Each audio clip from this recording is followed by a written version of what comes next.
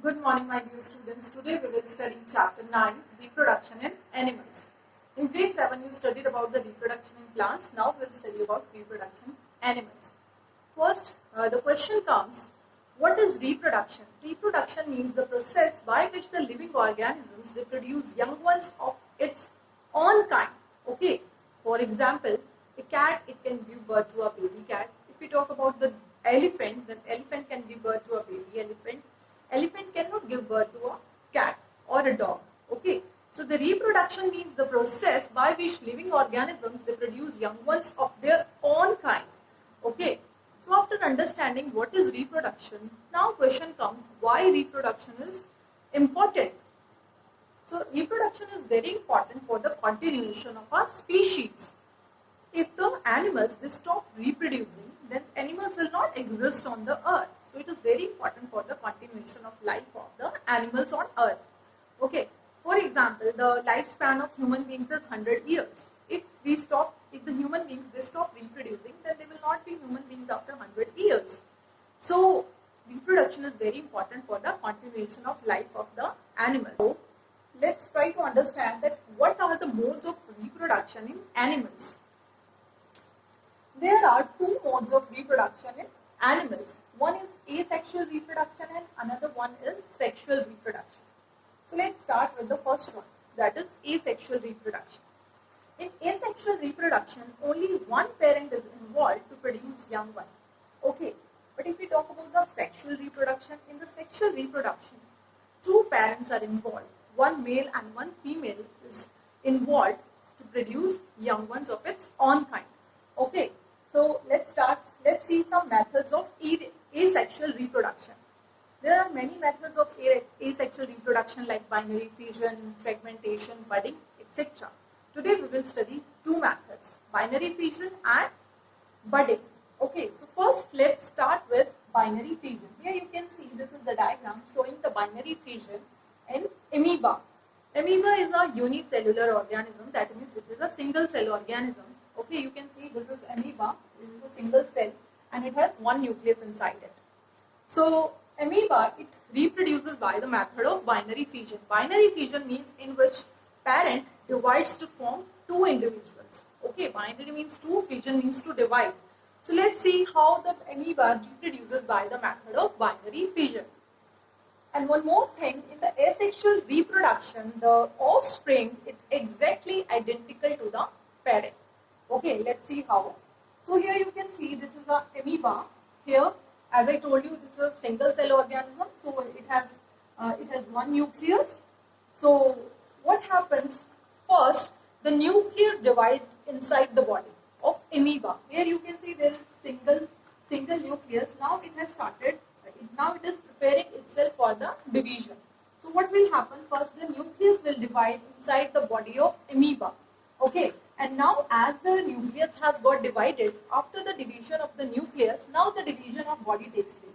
As you can see here clearly, first the nucleus got divided into two, and then now the division of body has taken place. So here you can see by the method of the binary fission, the amoeba reproduces. So in the binary fission you can see the parent is divided into the two young ones of its own kind. Now after understanding binary fission, now let's come to Hydra. This is Hydra. Hydra reproduces by the method of budding. Okay, it's the method of asexual reproduction. So what happens here? A bulge-like structure, it appears on the side of the Hydra. This bulge is known as bud. Here you can see this bud has started developing. So the bud develops. Here you can see it has got developed. It develops and then it gets detached from the parent Hydra. Okay, detach means it gets separated from the parent Hydra and then it will start growing as an individual Hydra. Okay, so here you can see the offspring Hydra, it is identical to the parent Hydra. Okay, so in case of the asexual reproduction, the offspring is completely identical to the parent. But in case of the sexual reproduction, the offspring is not exactly identical to the parent. For example, if you take the example of the human beings, the child is not completely identical to the parent. It has some features of the parents, but it is not exactly identical to the parent. The structure is same. Yes, the structure is same, like two hands, two legs, one head, two ears, two eyes. The body structure is same, but the offspring is not exactly identical to the parent. Okay, so let's now come to the sexual reproduction. As I told you, in the sexual reproduction here, two parents are involved, one male and one female. So what happens in case of the sexual reproduction? One male gamete and one female gamete diffuses together, or we can say they meet together to form zygote. Okay, male gamete, it is also a single cell, and the female gamete, it is also a single cell, and when they fuse together to form zygote also a single cell. So let us try to understand how this happens. As I told you, in the sexual reproduction, one male gamete will fuse with the one female gamete. So the male gamete, it is contributed by the male, and the female gamete, it is contributed by the female. So the male gamete, it is produced in the male's body, and female gametes is produced in the female body. So let's have a look on the reproductive organs of the male and female. So here in your book, on page number A109, you can see the structures, male reproductive organs. We are starting with the male reproductive organs. So here you can see the male reproductive organs. It consists of, here you can see, two testes, okay, and this is the spermatic duct, and this is the penis. Okay, so the male gamete is sperm. So the male gametes, they are produced in the testes, and then they are released in the spermatic duct, and through which they are released out. Okay, so the testis, it produces sperm. Sperm is a single cell. Okay, and the testis, it also produces the male hormone called testosterone. Okay, which is responsible for the appearance of secondary sexual characteristics in males. Now, if you see the structure of the sperm, here you can see this is the structure of sperm. Okay, it consists of three parts: head, middle part, and this is the tail part. Head, it contains the nucleus. If we talk about the middle part, it contains mitochondria, which provides the energy to the sperm for the movement. And the tail, it helps in the movement. The sperms have mobility, that means they can move. Sperm is a single cell. I told you the structure is so simple. Sperm is a single cell. Now coming to the female reproductive organs. If we talk about the female reproductive organs, here you can see that female reproductive organs, it consists of two ovaries. Here you can see two ovaries, the fallopian tube, or you can call it oviduct. So this is oviduct or fallopian tube. This part is the uterus, and this is the vagina. Here in the uterus, this is the part where the development of the baby takes place. Okay. So after fertilization, where the development of baby takes place, it takes place in the uterus. So now let's talk about this process of the fusion of this. This process of the fusion of male gamete with the female gamete, it is known as the fertilization. Okay. And if we talk about the male cells, what are these male gametes? Male gamete means the male sex cell, or we can say male reproductive cell, and female gamete means the female reproductive cell or the female sex cells. So if we talk about the male gametes, they are produced in the large number. The testis produces millions of sperms. But if we talk about the female gametes, okay, you can see there are the two ovaries, but every month only one ovum. One ovum means the female gamete. Ovum means female gamete. So every month by one ovary, single ovum is released into the fallopian tube. Okay. So there are the two ovaries, but only one ovum is released every month by any one of the ovaries. These work on the alternative basis. Only in 1 month, a single ovum will be released. Then what?